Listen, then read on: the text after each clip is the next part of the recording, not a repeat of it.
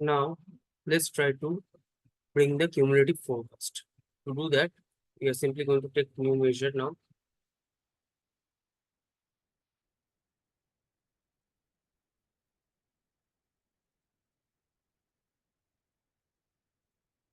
Cumulative forecast equal to equal to calculate sum of forecast, comma, week less than equal to max week. Okay.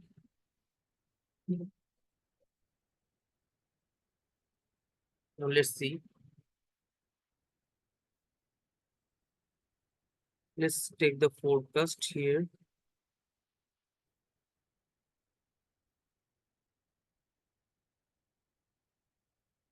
and then take the cumulative forecast. Okay. Now, if I check it out here, see, now we can see this. This cumulative forecast is calculating from the first May 11, which is technically correct. The forecast should be this one. But if we want the curve to be aligned or in the same day line with the actual, this last forecast, that last actual value should be added to this 26 on the first May 11. What I'm trying to say is let's visualize the same thing in the let's say line chart. Okay. So here in the x-axis, I'm going to take this week, checking the hierarchy now.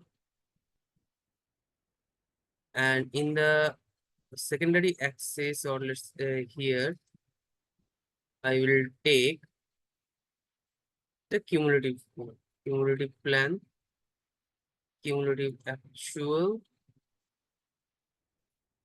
and cumulative forecast. As we can see, this cumulative forecast is not aligned with the cumulative actual here.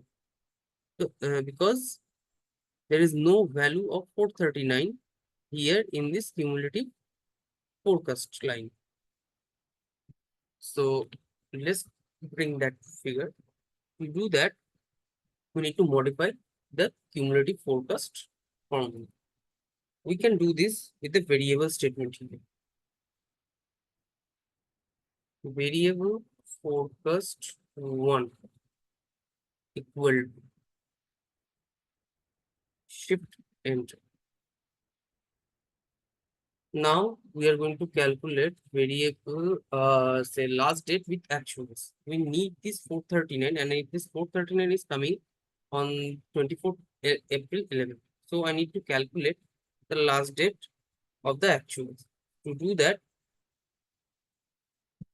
last date with actuals equal to max of, I will take the actual week.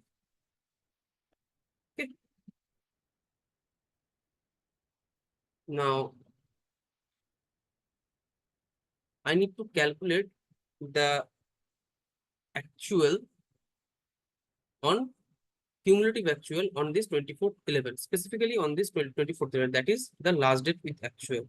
So what I will take, where last actual equal to calculate cumulative actual, comma, S curve week equal to last date with actuals. Now let's see. As we know, we need to give a return statement after each variable, after the variable statement. Now let's see whether this last actual is giving 439 or not.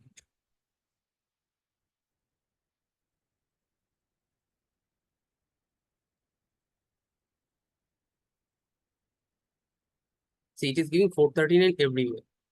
Now I need this 438 only specifically to, in this 24/11, 24/11.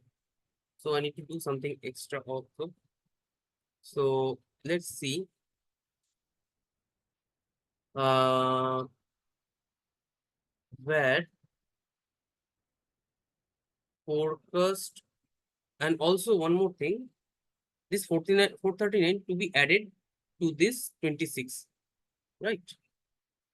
So let's see forecast 2 equal to last actual plus calculate forecast 1 comma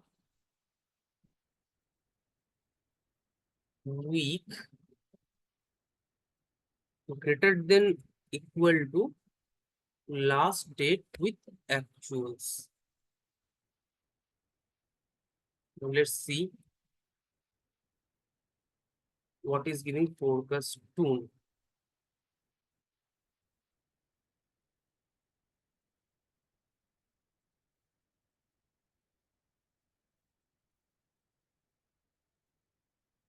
See, forecast 2 is giving the, it is now aligned here. Now what? I need to get rid of this 439 from the date which is before the last date with actual, that is 24/11 here,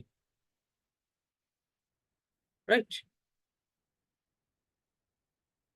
To do that, we need to do a simple conditional setting here. Let's say if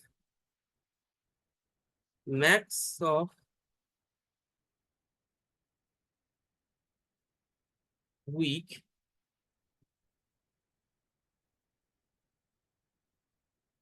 less than last date with actuals, then it will be blank. Else, if max of week equal to last date with actuals, then cumulative actual, else forecast 2.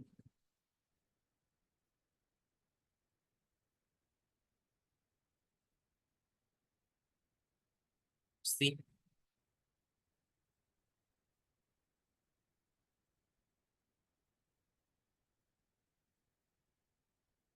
see.